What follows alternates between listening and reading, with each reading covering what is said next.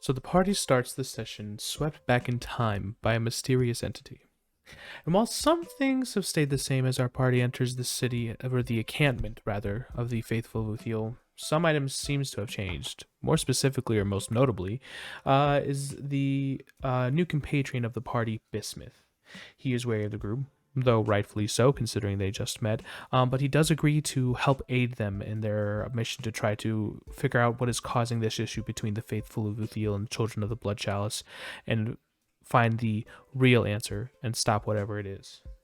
Um, in addition to this, Ravana was able to investigate the diviners and augurs and found that there seems to be more information than they are willing to let on. Due to this, originally they were told they wanted us to stay away, but Tox asking for a prayer to reach Uthiel from Bismuth was granted, and once upon praying to Uthiel, their prayers were answered. Uthiel answered their prayers and reached out to them in person, almost in a vision of sorts, and told them that they must gain those records. Upon hearing this, the party agrees with Tox that we must go and begins, for lack of a better term, to plan a heist. Thankfully, we were able to enter the building and get to where we need to go, or at least where we think we need to go, seemingly without issue. Parnox is able to use his Vendig's favor to teleport up to the building as it goes. Bismuth, even though being a dwarf, dexterously climbs the vines as well and is able to get to where they go. And they get to the room in which which Ravana believes to be where the records are kept, but finds no desks, no containers, just a singular orb.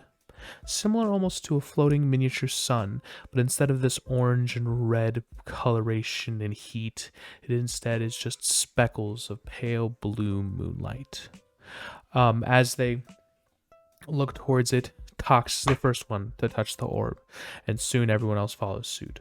Upon touching the orb, they are apparated, it seems, into another area, whether it be a new plane of existence or just a pocket dimension or whatever it may be. They are on an island surrounded by this poisonous purple liquid. Tox, seeing a bowl and seeing a tree nearby, quickly puts the pieces together and realizes that the bowl must hold the sap that the tree has, and once that bowl is filled, our next steps will be able to be held. We are able to fill the bowl successfully, although many of our party is thrown by this tree, which ends up being semi-sentient, into the poisonous liquid around.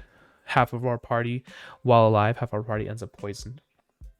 But Tox is again able to gather the bowl, place it on the podium that it was on beforehand, and it fills the bowl breaks away and fills these channels underneath, and 3 portals nearby seem to turn on. No signs as to where they lead or where to go, but they're on. Tox agrees to go through the first portal that he sees, and asks that the party stay and wait for him. Unfortunately, Tox does not return, and even at the behest of Tox's waiting, due to him being so far away, or we are uncertain of where he is, the party decides to split up. Ravana soon follows after Tox, and they are on an island with a book and some chests. Tox does not notate any trapdoors.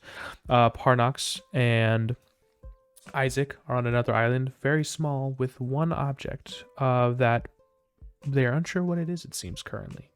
Bismuth follows through the third portal, and on that portal there seems to be various alchemical components, but he is by himself.